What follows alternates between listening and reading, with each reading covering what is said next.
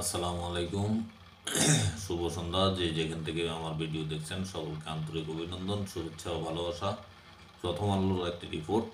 সুপারিশ সমন্বয় করতে সংস্কার কমিশনের প্রধানদের সভা।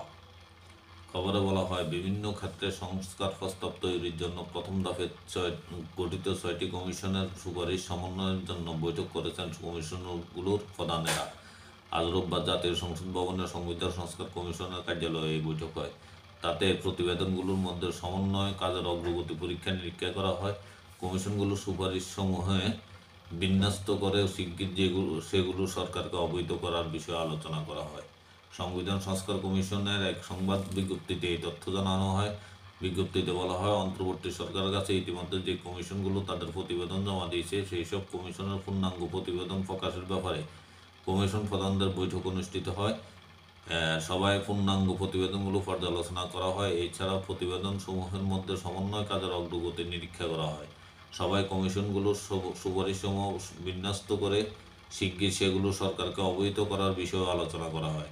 এতে সংবিধান সংস্কার কমিশন প্রধান অধ্যাপক আলী রিয়াজ, নির্বাচন ব্যবস্থা সংস্কার কমিশন প্রধান ডক্টর বদিউল আলম মজুমদার, পুলিশ সংস্কার কমিশন প্রধান সফররাজ হোসেন, দুর্নীতি দমন কমিশন সংস্কার কমিশনের প্রধান ডক্টর ইফরুজ্জামান এবং বিচার বিভাগ সংস্কার কমিশনের প্রধানের পক্ষে বিচারপতি এমদাদুল হক অংশ নেন। এই ছিল সংবাদ। ভালো থাকবেন। আসসালামু আলাইকুম।